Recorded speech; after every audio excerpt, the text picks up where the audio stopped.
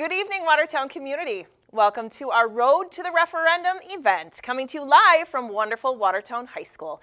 My name is Sarah Oudenhoven. I'm the Director of Special Ed and Student Services, as well as one of the interim co-superintendents serving the district. Thank you, Sarah, and welcome everyone. My name is Jason Bull. I am the Director of Data, Technology, Innovation and Strategy, and also an interim co-superintendent with Sarah. We want to thank you this evening for joining us and also encourage you as we walk through the road to the referendum, asking us any questions that you might have. And now over to Jason for some more logistics. Thank you, Sarah. A few logistics.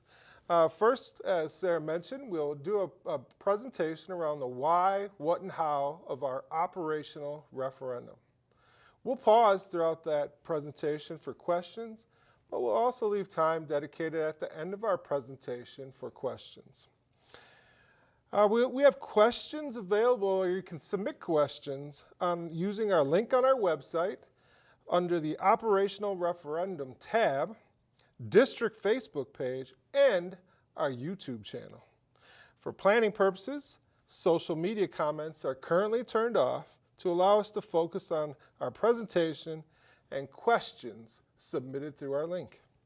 Finally, a recording of this live will be shared via our social media and website early in the week of March 9th.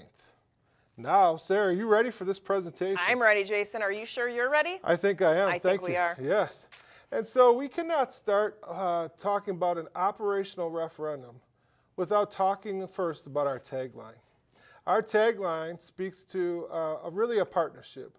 We know that strong communities plus strong schools equals a strong future. This tagline has really driven our conversations, our planning, and our education around the why, what, and how of our referendum. I'd like to turn our attention to some components of our strategic plan that also provide the North Star for our work. 2 years ago, we brought together a great number of stakeholders, and those stakeholders helped us recraft our mission and vision, which you can see here. Our mission statement really speaks to academic excellence and a lifelong learning for all. Our vision, as you can see, speaks of inspiring learners through student-centered education and really strengthened by community involvement. We know that partnerships with our community are really important. Next, you'll see a couple components of our strategic plan. First is our core values. Those core values guide our work with students and staff. And followed by our priority areas. Those priority areas really start with two components. We know that the fundamental purpose of this organization is learning. And so that first one is really grounded in why we're here. We know that academic excellence and student growth is why we're here, and it's first on this list for that reason. Second, we know that we are in the people business. And so the second priority area is around all-in team. And that really speaks to really serving, supporting the adults, parents, staff, and community. Those other priority areas are equally important, but those first two are the first two with purpose. Again, we want to speak to the operational referendum and the why, what, and how of the work around this important piece for our district and community. We know that there are a lot of key terms. These terms will be revisited throughout our presentation, but there are certain terms that are really important, and we want to take a moment to touch on a few. The first is revenue limit. The revenue limit will be touched on later, but it really caps the amount of revenue public schools in Wisconsin may receive through a combination of state equalization aid and property taxes.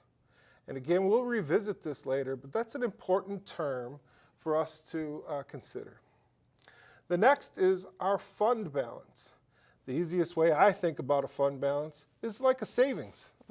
And it's a savings that we draw from for things like payroll and paying bills, but it's also a savings where we put dollars in that we receive from state and federal funding, for example.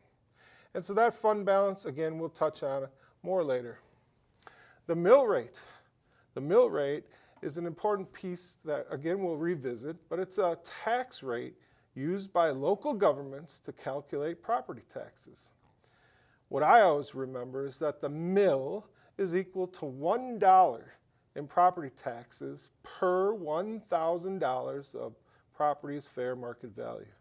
And again, we're going to touch more on this later, and some other key terms here, but I think those three are the most important at this juncture. Sarah, anything else to add on key terms at this point? I think keeping an eye on what those are right now is going to help you later on in the presentation as we go through more of our slides and information. Thank you, Sarah. I'm going to change us to really why. Why is this operational referendum important and needed? And we really have 5 things that we think about. The first is we know that the last operational referendum has sunsetted. That operational referendum ended in 2023. And those additional dollars, that stream of revenue into our district has now ended. And we are grateful for that stream, but it's no longer there. We can't draw from that. The next one is, I think everyone understands. There is no doubt that the rising cost of inflation impacts absolutely everything that our school district does. I know it impacts my family. Sarah, anything about inflation now, knowing that we'll touch on this later? Just like your homes and your home budgets, we have had to do some cutting in our school budgets to make sure that we weren't overspending, and we were being very, very cautious with that coming into this year. I hope that you have been able to see that at home from all of the cuts that we have made, mostly on the non-student facing side, but we're going to go into more of that later on in the presentation. Thank you, Sarah. We also have realized there's inadequate state funding. We're going to talk more about this in some subsequent slides, but that revenue cap has really hamstrung many districts in our state, and Watertown Unified School District is no different. We're also seeing an increase in required services for students. Again, we're going to touch more on this, but there is no doubt that there is an increase in required services. And then finally, again, we'll talk more about this, but we are seeing and realizing a decline in school-age population across the board. We are not unique in this, right? We know that about 74% of districts in the state of Wisconsin are declining or maintaining enrollment. So very few percent of school districts across the state are increasing their enrollment. Most are staying the same or declining. And Jason, just a reminder that that's because birth rates are down. Birth rates are down nationwide. It is not because people are running away from public school or public education. We're just not having as many babies as we used to. That's right. Thank you, Sarah. Now we think about some things specific to rising costs due to inflation. Of course, we will not read these things to you, but the summary of this is really everything, absolutely everything is more expensive. And things like health insurance, transportation, building and maintenance, technology, all those pieces are more expensive than they were last year, 5 years ago, 10 years ago. And it's impacting our operations. Just like I mentioned earlier, similar to what I experienced at my home. And we know that you are experiencing the same thing. Next, here's a graph that's, I believe, pretty powerful. What this shows is in 2008 that the state decoupled. And what that means is that for many years, the state supported school districts following the inflation kind of curve or line. And in 2008-9, the state decoupled that because of the impact that across the state budget. And so the gray bar on this graph really shows inflation, and the blue line on the graph shows the funding, the actual funding. And the far right of this graph shows that if school districts, Watertown Unified School District, was funded following that inflation line, we'd be realizing $3,380 more per pupil. That's pretty substantial, Sarah. It is. I think we're about 3,000 students. That's That is about correct. $10 million That is a lot of money, Jason. more in funding. Yep. Yeah. And so as you can see, inflation continues to rise. At one point, the state funded along that inflation line, but hasn't been the case since the 2008-2009 school year. We also think about inadequate state funding. And I think this first line is really important to note. It talks about that funding cap. And so in 1993, Wisconsin school funding rules were changed. And they put a cap on the amount of dollars that schools can be funded through property taxes. It's important to note that in 1993, those caps were put in place based on prior year's spending. So districts like Watertown Unified School District that were fiscally responsible and frugal were really capped, really hamstrung at a different rate than other school districts that may have been spending at a higher rate. So Jason, you're saying that back in 1993, we were being extremely conservative with our spending. And the state at that point froze the amount that we were spending back in 1993, not matching any sort of inflation right now for current dates. And that's where we're stuck. That is right. That is absolutely right. And this piece, this cap from 1993, along with that decoupling that we just saw, has really put us in a tough spot. Tough spot.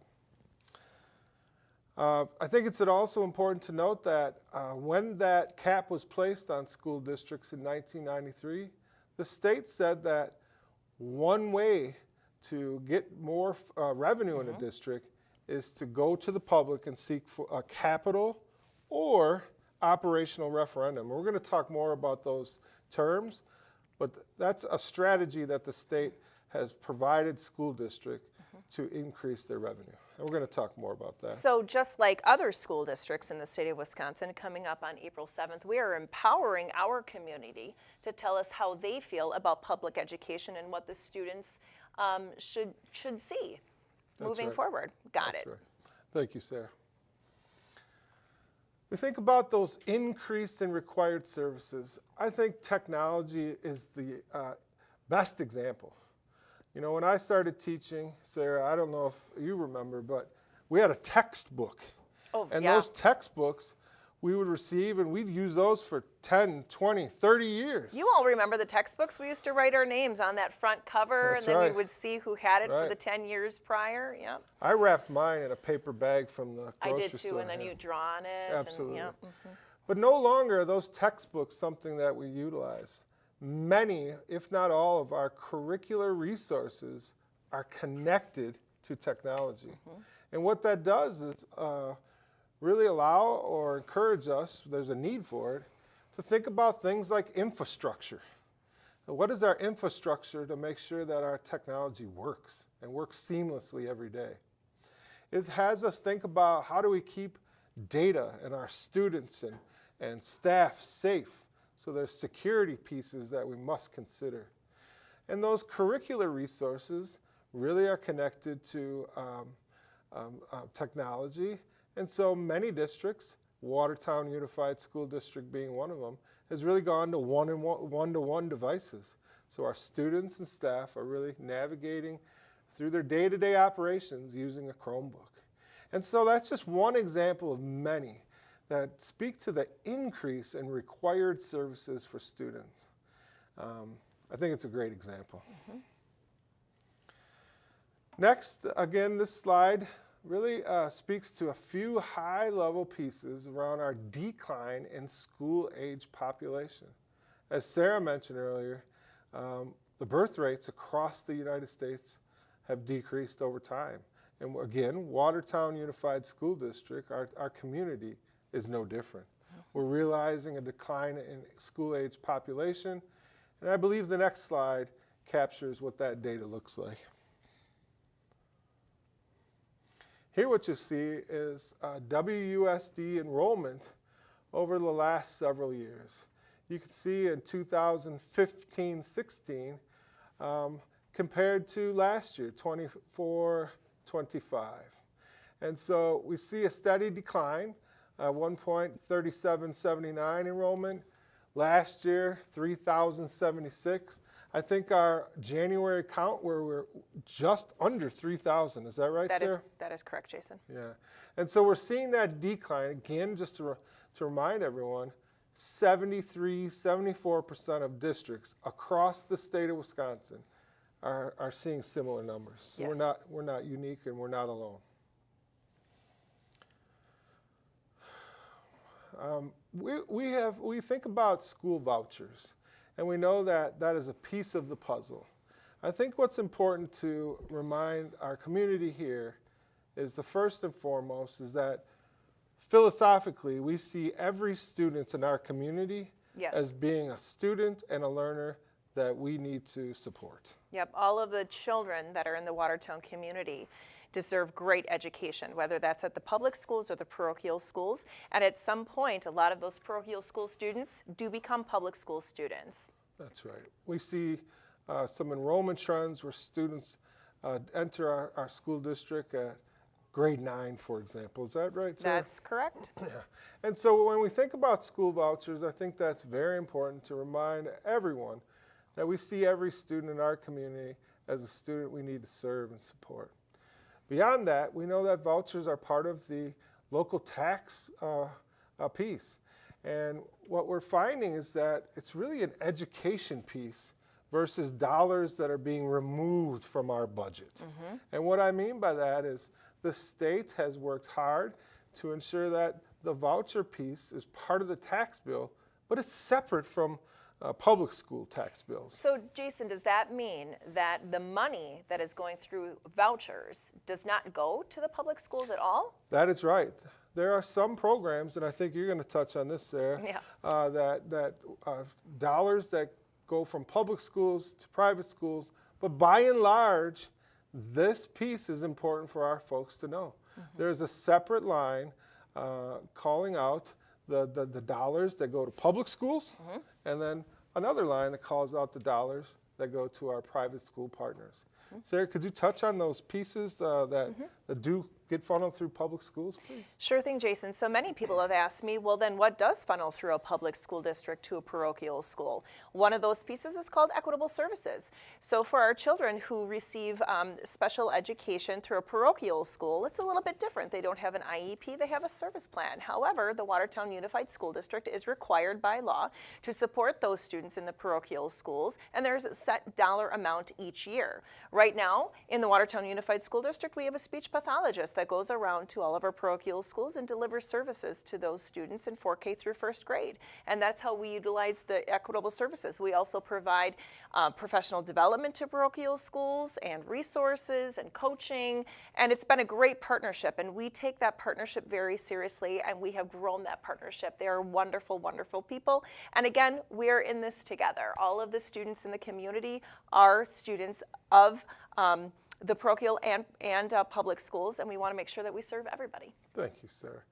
Are there any title dollars that go? Absolutely. Can you talk about that, please, So Sarah? we have some title dollars that go into our parochial schools to help children learn how to read.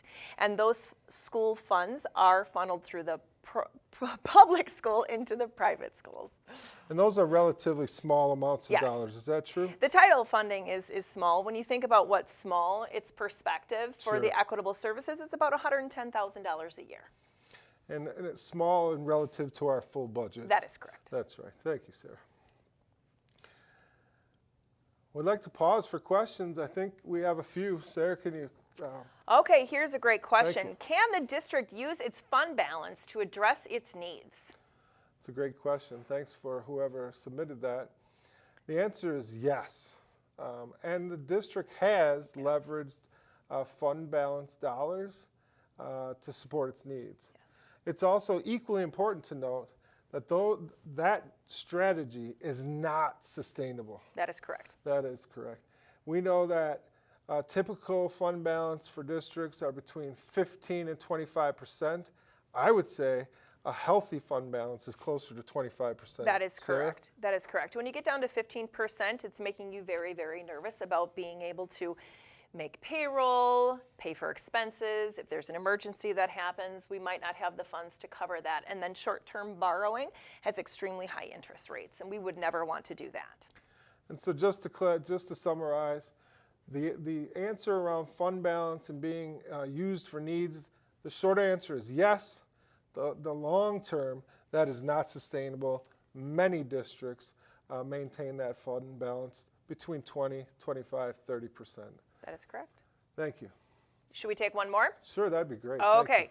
If approved by voters, would this operational referendum expire at any point? That's great. Thank you for submitting that question. We're going to talk about this a little bit later, but the operational referendum, if approved by voters, will expire after 5 years. That is correct. We're going to again talk about this, but last year that was different. The operational referendum that was on the ballot April of 2025 was recurring. So that means it goes on kind of forever. It gets put into our budget, and we receive feedback that wasn't supported by the community. That is And correct. so this year's operational budget, or I'm sorry, operational referendum would go for 5 years, and we're going to touch on that again. Should we move forward, Sarah? Let's head back to the slideshow. All right, thank you. Thank you again, and keep submitting those questions. Appreciate it. And so we just talked a little bit about last April's outcome of our operational referendum on the ballot. It was not successful. And so we took that opportunity to really do some reflecting and some actioning about what's next. And this slide speaks to some of those things that we've done since really about a year ago, April of 2025. And so the first bullet there speaks to the fact that we have worked hard to reduce staff and cut our operational budget to about $1.2 million. So through reduction of staff and other operational budget reductions, this year's budget is about $1.2 million less than last year. We also took time to really host some focus groups and gather feedback. And when I spoke earlier about that recurring notion on an operational referendum, that was one piece that came out loud and clear from those focus groups, and the feedback was that recurring really wasn't supported by our community, and that if we think about an operational referendum again, it's best serve our community to have a timeline on it. And that's why, again, ours for this year is for 5 years. Earlier in the fall of 2025, our district partnered with School Perceptions and conducted a community survey. And that survey, to me, was really two parts. One was a component of education about operational referendums, where our district has been. And it also allowed us to gather some feedback around 3 different referendum dollar amounts. The first was $3 million, the second was $4.5, and the third was $6 million. That's correct. Our district leadership team and Board of Education reviewed that data, and that really led to the last bullet point here. Our Board of Education approved a 5-year, $4.5 million operational referendum. It's really exciting for me that our district leadership team and Board of Education are all working together to support this operational referendum. I know earlier we mentioned 2 forms of referendum. The first is a capital.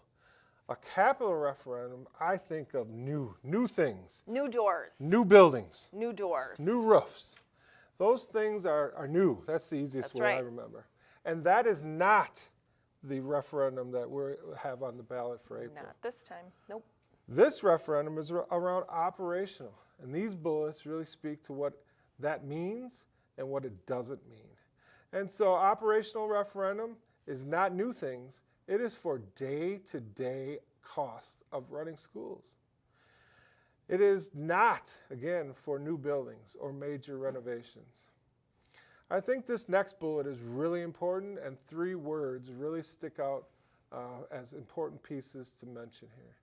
The purpose of an operational referendum is really for day-to-day operations, but it is also to allow us to stabilize, sustain, and maintain. Those 3 words are really important and powerful for me. And then the last bullet, again, we mentioned it, but this is not recurring. This referendum will expire after 5 years at the completion of the 2030-31 school year, and we'll touch more on that when we see the actual ballot language. Jason, can you talk a little bit about what district operations mean? What does that mean? Yeah, I think I don't want to just call out the words, but it's really day-to-day operations. It is. So give me an example. It is, yeah, thank you. It's the cost of payroll. That's right. It is the cost of keeping the lights on. That's right. It is the cost of heating and cooling our buildings. It is simply that, the day-to-day operations. It's similar to what I think about keeping my home up and running. So would it be supplies for kids? There'll be some, there'll be some, but that is definitely not the lion's share. That's right. Yeah. It also is part of that piece is programming, right? It allows us to run programs and maintain programs that we know excite students, engage students, and Promote student growth and achievement. that's right. Thank you. That high academics, right? The academic excellence. Yes, part of our strategic plan. Oh, I'm sorry. Are we tying this back to the strategic plan? Yes, I hope folks see the connections, I right? hope Those so. connections are important and really drive our decision-making processes. And so we also want to think about what is the impact of this operational referendum and perhaps an unsuccessful referendum. Yep. Those are things that are important for us to talk about. And so first is those key words. You see stabilize. We know that a successful referendum will allow us to stabilize our financial foundation. It helps the district plan ahead. It maintains that steady funding stream that we lost, as we're remembering, in 2023 when the last operational referendum came off the books. It also will slow the pace of school consolidations. We know with that declining number of school-age students in attendance, we would be remiss to not think about our facility footprint. And the successful referendum will allow us to plan more carefully, intentionally, and strategically. A successful referendum will also certainly impact our ability to retain and attract high-quality staff. You know, I've been in the business quite a few years now, and when I entered public education, it was unheard of for a teacher to leave during the middle of a school year. Yeah, that's not the case anymore. That is absolutely right. Yeah. It was also unheard of a new staff member joining our learning community in April, May, June, and then leaving before the start of the school year because they have a different offer. Yep. Those things really, for me, speak to the fact that we need to be competitive and remain competitive to retain the high-quality staff that we have now, but also continue to attract those dedicated, passionate staff members that positively impact our students. Because we want the best for our students here in the Watertown Unified School District and our Watertown community, right? That's absolutely right. Yep. We also know that a successful operational referendum will impact our ability to continue running these important programs, like things like co-curriculars, things like fine arts, career and technical education, athletics, and more. We know that those programming pieces are really important to our school district, our community, and the growth and achievement of our students. And so, again, we won't touch on all these pieces, but the successful referendum would allow us to really maintain some of those programs, services, and facilities that we've touched on. We talked earlier about this impact of assessed property value for the next 5 years. And so we believe that the operational referendum, a successful operational referendum, will have an impact of 96 cents per $1,000 of assessed property value. The chart below that just speaks of what it would look like for an assessed property of $100,000, $200,000, and $300,000, what it looks like per year, and then broken down by month as well. And so that's important for us to know. We know this is an ask, and we know that it will impact every family. We want to be clear on what that impact will look like for every member of our community. We also know and want to share the actual ballot language. This is, I think it's called legalese. So this ballot language is crafted by our district attorney, and it follows what the expectations of the state has for ballot language. And so we want to be clear. I know I have walked into an election and not had clarity about what some of the words meant. So this is important for us to communicate. And so again, we won't read these things, but I think what's important to highlight is the third line speaks of $4,500,000 per year for 5 years. So that's important to call out here. The next line speaks to starting the 26-27 school year, so the start of next school year, and ending with the completion of the 30-31 school year. And it's for non-recurring. That's that end date. That's important. That stems from the feedback we've received, and really is consisting of operational, instructional, and maintenance expenses. That's the day-to-day operations. Yep. Anything else on this slide, Sarah? I'm seeing a lot of vocabulary that we went through at the beginning of our presentation, right? Exceeding the revenue limit, which was imposed, right? We have to go to our community to empower them to vote and tell us what they think about the public education here in Watertown and what they want to see for the district and the community. I see the amount of $4.5 million. I see that it starts in 2026-27, ending in 2030-31, non-recurring, again, not going past that 30-31 year. Thank you. Those are important highlights. Thank you very much. We also want to provide our community members with some data around that mill rate. And so as you take a look at this screen, there's really two different graphs. On the left side of the graph, it's area school tax mill rates. So that illustrates a couple things. It illustrates area school districts that are really close to us and their mill rates. The dotted line across some of those bar graphs shows the state average. And then our projected mill rate with a successful operational referendum is that burnt sienna at the end. And so you can see there, Sarah, how even with a successful operational referendum, how our projected mill rate compares to local school districts and communities. That's right. Let's take a look at that historical school tax mill rate. Thank you, Sarah. On the right there, that is all longitudinal data for our district only. So the left is comparing us to surrounding districts and communities. On the right is our tax mill rate since 2021.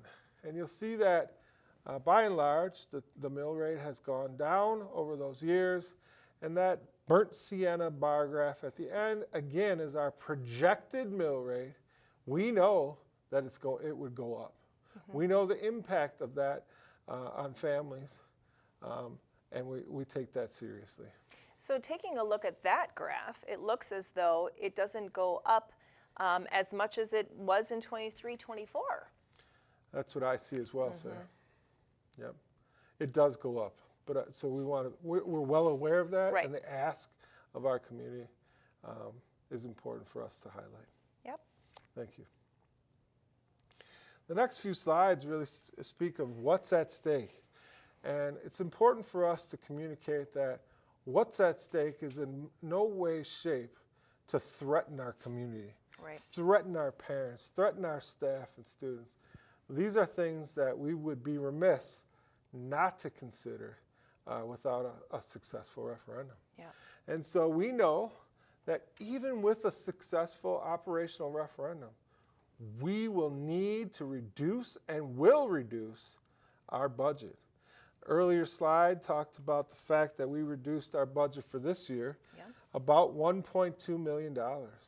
And there's hard work going on in our district and our district leaders working in concert with our Board of Education, thinking about and planning for reducing our budget for next year as well. Yes. We also know that the Board of Education must consider some significant staffing, programming, and facilities cuts, reductions to balance the budget. And again, that's successful or not successful. It is part of our commitment to being great fiscal stewards for our community. Anything to add on this slide, Sarah? Well, I think what's important is that all areas are being looked at. All areas are being considered. There's nothing off the table. That's right. That's right. Thank you. And as we take a look at this next slide, it's important that to highlight that these reductions will likely include, but not limited to. So these are things that our district leadership, working in concert with building leadership and our Board of Education, have talked about. And these discussions are certainly in the infancy stages at some spots, but also further along in certain areas. We know that the Board of Education recently made a decision around two of our elementary schools for at the conclusion of the 26-27 school year. There's also early discussions about up to or the addition of a third elementary school. That's correct. We know that when you reduce staff, it increases class sizes. Yes, it does. And so as our staffing footprint is decreased, our class sizes increase. We know that is likely the case. We will continue to delay building maintenance.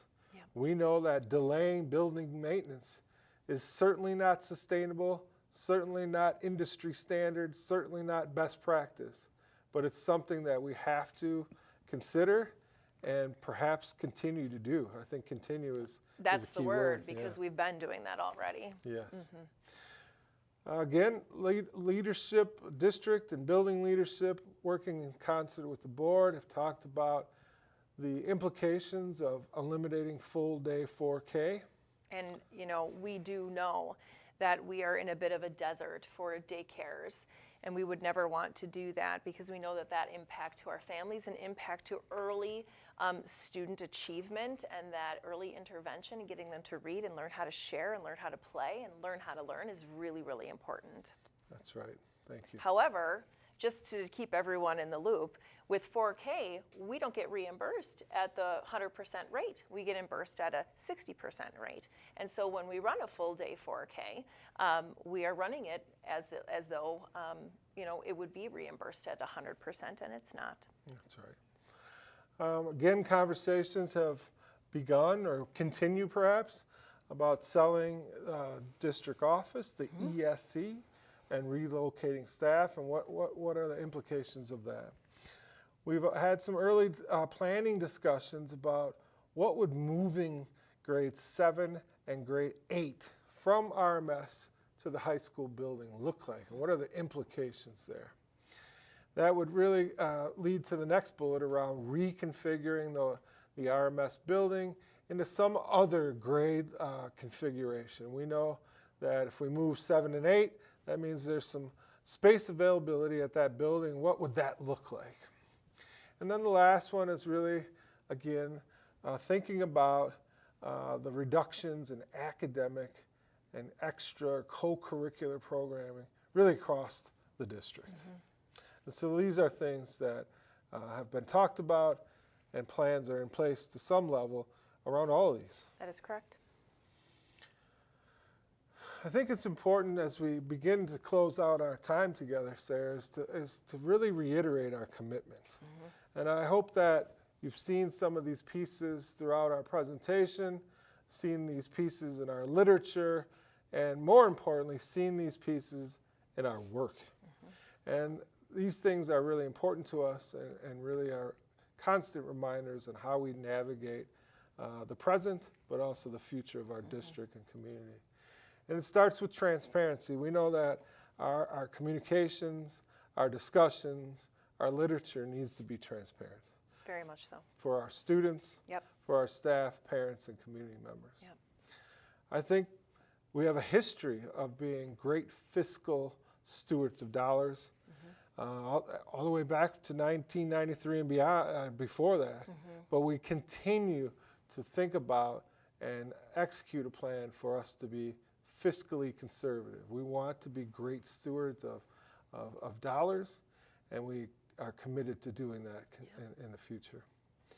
And I think the last one is really connected to transparency, but we are committed to being open and honest in all our communication channels, whether you see literature on our website, literature on social media, presentations, or informal interactions.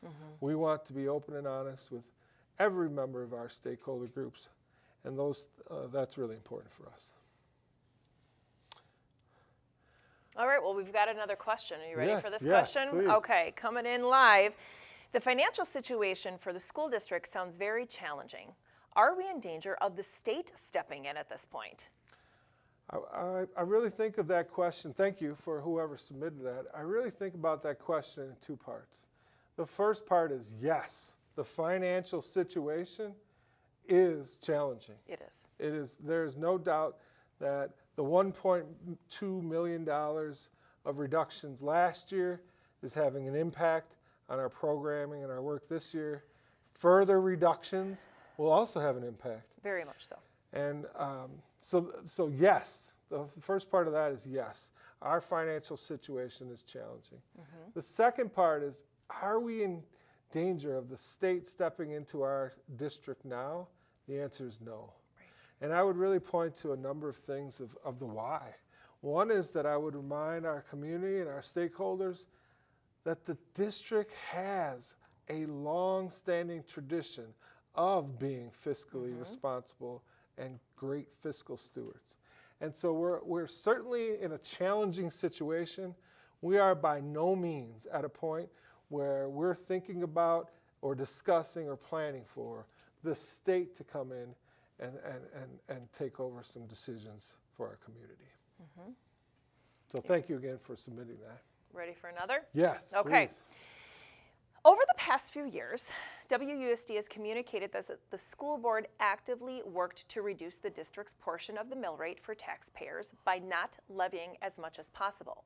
Why did the school board not levy the full amount allowed? It's a great question. Again, thank you for submitting. And I believe there's really two parts to that. Yeah. One is, again, the commitment to being great fiscal stewards, right? Conservative approach to our finances has been a tradition in our district and community. The other piece is that the board, during this period of those decisions, was really utilizing the mill rate as part of a bigger picture. Yes. That there was a time where the board, was well aware of the impact of the operational referendum that was on the books, and took steps to reduce the impact on our taxpayers. Once that operational referendum sunsetted in 2023, the board considered different ways to keep that impact on our taxpayers at a minimum. Yep. Anything that you would add to that, Sarah? I think that we have been very good fiscal stewards, and we have been really great community partners. and we work with our community leaders to make sure that we are doing as little as possible to impact our homes and our people that live in our community. We want to make sure that everybody is very successful. Thank you. Any other questions coming in, Sarah? There's one more question. Please. And I think this is kind of an obvious one. We talked about it just a little bit earlier. Are other Wisconsin school districts seeking additional funding through an operational referendum this spring? The short answer is Yes. absolutely yes. Yes. Yes. I think last spring, April of 2025, I don't remember the exact number. Do you, Sarah? I don't remember it. But I believe in April of 2026, there's more than 50 Yep. districts seeking an operational referendum. And please don't quote me on that number, Sarah, but the answer is many districts are in the same situation as we are, in the fact that the need for additional dollars for day-to-day operations is the only route, and that is through that referendum piece. So we are not unique. No, not at all. We are together in this struggle with many school districts. Yep, so we're one of many public school districts in the state of Wisconsin that are asking our community, empowering our community to vote on April 7th. That's right. Any other questions at this time, Sarah? Nope, that's it. Well, I want to thank everyone that has taken time to tune into this opportunity to learn more about the referendum, provide some questions and hopefully some clarity around the why, what, and how of this referendum. There is no shortage of information that we've covered here and more on our website. That is rich with information around FAQs, more data and charts, and some of the literature that has been put out already. I would encourage everyone to take a look at our website. We also have a robust social media presence, and look for social media to share some information and facts with you as our community members as well. The last piece I would say is we have a mailer that's I think is already hitting homes, and so that mailer should be coming to you soon if you haven't already received it. We'll do a second mailer later in the month, reminding folks of the vote on April 7th, 2026. And I always end with gratitude. So I want to thank everyone for tuning in. Thank you to Sarah for being a fabulous partner. And thank you for the members of the Teachnology team that has supported this behind the scenes. The work is phenomenal and appreciated. And to you, our community members, I want to thank you for the continued support of learning and teaching and our strategic plan moving forward. Sarah, anything from you, please? Our community means so much to us, and we hope that we mean as much to you as you do to us. We want you to have a phenomenal evening. We will see you again soon. Thank you.